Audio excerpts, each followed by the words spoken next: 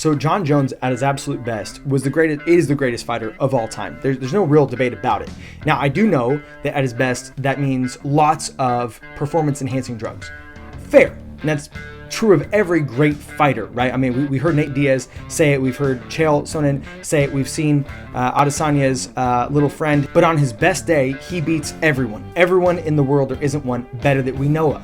And if you deny that, you're probably also the kind of person who hasn't joined my Patreon yet. You probably need to fix both of those things immediately. Listening to Joe Rogan talk about him being the greatest of all time, he had an unbelievable insight into Jon Jones himself.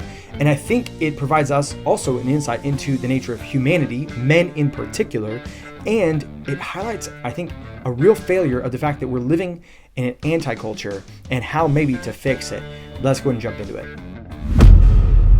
Welcome to Unsafe Media. My name is Ryan Martin, and I help you respond with wisdom and with virtue to the ideas that are shaping our age. We're going to jump into this commentary, but just a quick little aside. This is a very, let's say, expletive-laden speech or a segment here from the Joe Rogan podcast.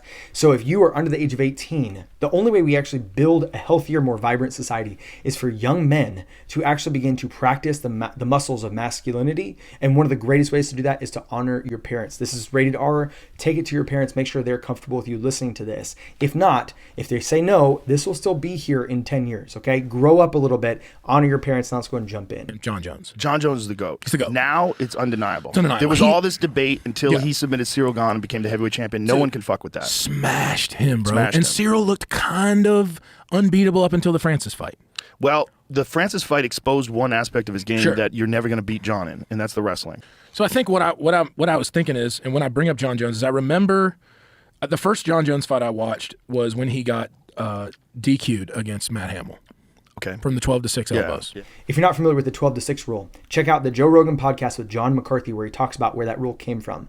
It is a case study in well-intentioned policy being utterly disconnected from reality and facts, and that having disastrous consequences. Right? That was my first experience with him. The next thing I feel like I remember, and I may have seen some of his fights in between then, but is when he beat up this guy that was trying to rob this lady the night of a fight. That was the day he fought for the title. Right. The day he fought for the title, he chased down a guy who robbed someone and tackled him and held him until the cops came. Right. And then went and fought Shogun and became Yep. the youngest ever UFC champion. Yep. So here's what I'm getting at is and this is going to be just kind of, I'm interested in your take on this because I watched it happen with Jon Jones and I feel like I watched it happen with Kamaru as well. And they were inherently these good guys that everybody was rooting for. Mm-hmm. And then both of them became these epically long-range champions that then became sort of like villains. Is that all just perceived by me? Or is that...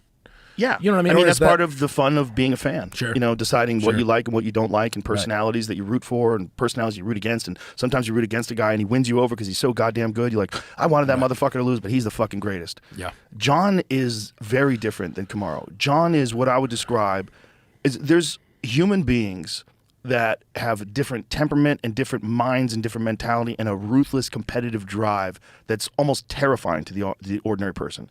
That's Jon Jones. Jon Jones is a bad guy who's trying to be a good guy. That phrase, a bad guy who's trying to be a good guy, I think so perfectly captures the essence of, I think, what testosterone does to men. And the beauty of men, but also the fallen nature of men. We are, according to the scriptures, the glory of God. We are, to exemplify his dominion and rulership and authority.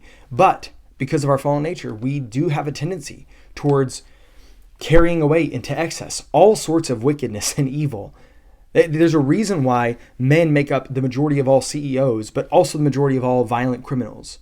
There is something that drives us. Now, we're not all, almost none of us are to the extreme of, say, somebody like Jon Jones or Elon Musk.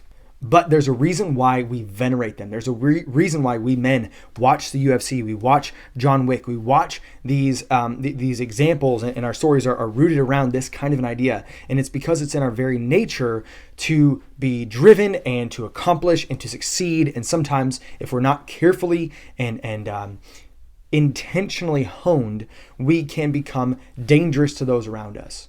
Right. But that guy, if we were living 1,000 years ago, he would be on a horse with the biggest battle axe, waiting in the back, hacking heads off, and everybody would be running. And Right. those people have always existed. Right. These dominators have always existed. Yeah. But Jon is like a genuinely sensitive, intelligent guy Right. who's trying to do the right thing. Right. But he's a fucking conqueror. He's Right. a fucking conqueror. We have this tendency toward raw power.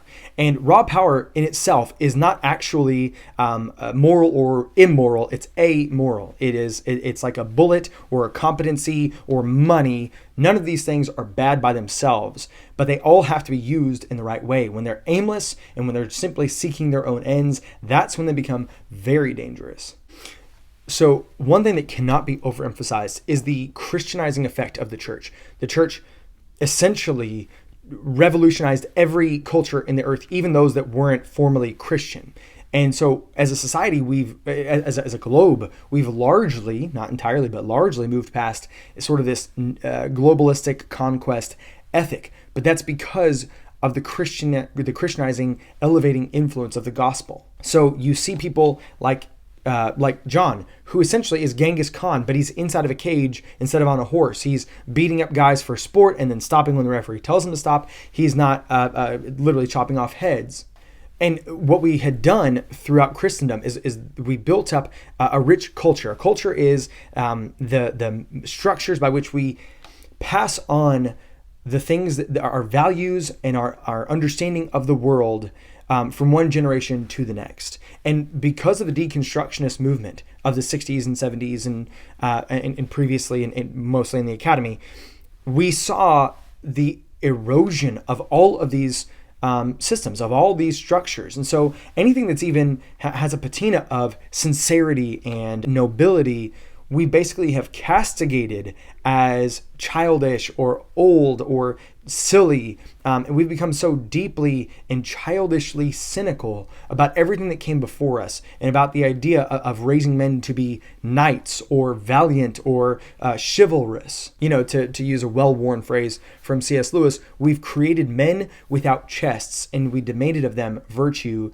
We bid the gelding to be fruitful, but he can't. We have neutered men by treating them as though they just simply, like women, want to be loved and supported and accepted. There's a trending sound going around by Chris Williamson summarizing a psychologist he had on his podcast saying exactly that. That's how we treat men. But really what men want more than almost anything else is simply to feel capable and powerful. Here's the way we respond to this lack in our culture is we need to be very intentional to rebuild up structures in society that pass on the values of being capable and powerful toward the good, not just capable and powerful without any aim. Again, that's dangerous, but rather that aim this power, this capability towards the good, enlightened by the beautiful, informed by the true.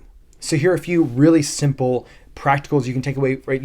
Implement at the micro level, implement it at your family level, as a person, at the personal level as well. Number one, dress up, dress aspirationally. Men in breadlines used to wear 3-piece suits. Their suits were falling apart, but they wore them, okay? Because the way you dress and the way you adorn yourself reflects so much of what you value and the way you perceive the world and the way you perceive yourself in the world. So dress aspirationally. Number two, surround yourself with the beautiful. Surround yourself with good music, not simply music, but good music. Blues, jazz, the classics, the American songbook.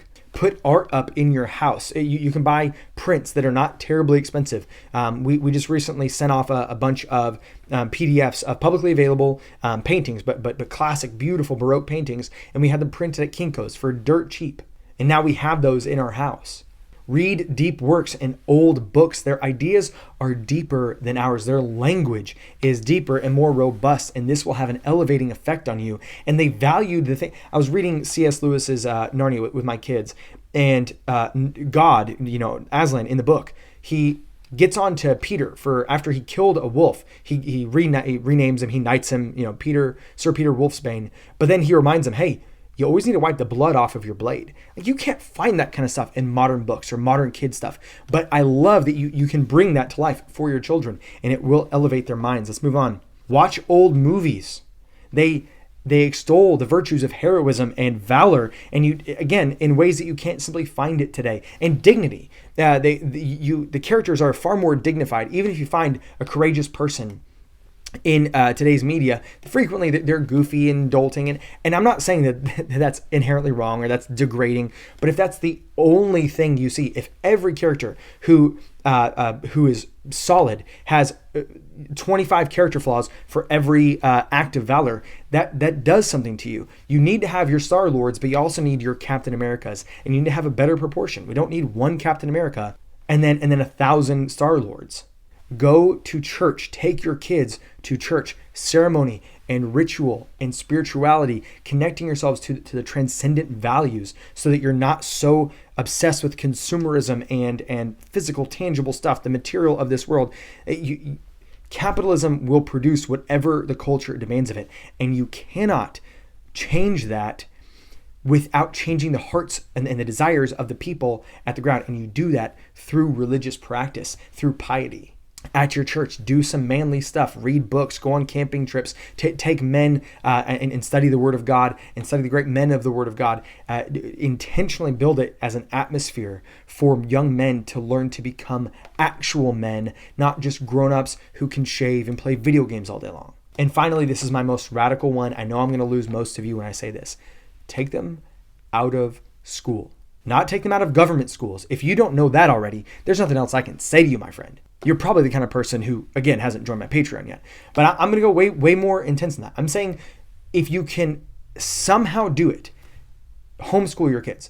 Take them out of the classroom environment. That's a very new, historically speaking, way to raise children. You're putting them in classrooms surrounded by other kids. So all the incentive structure is for them to appease the people around them. And most of them are, the vast majority are wildly immature little kids their own age.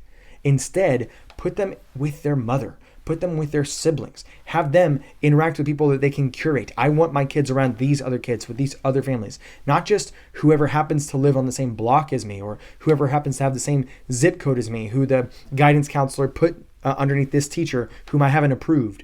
And then she can raise your kids and you can raise your kid along with them to value courage and bravery and strength. And you can curate the things that they're reading, not just to avoid the bad stuff. That's such a lowly view of the reason to get out of school. No, so that you can infuse into your kid the richest of the works. You can be reading Shakespeare at a much earlier age than they would. You can be reading twice, 3 times the amount. You can have them actually educated in philosophy and in logic and in virtue.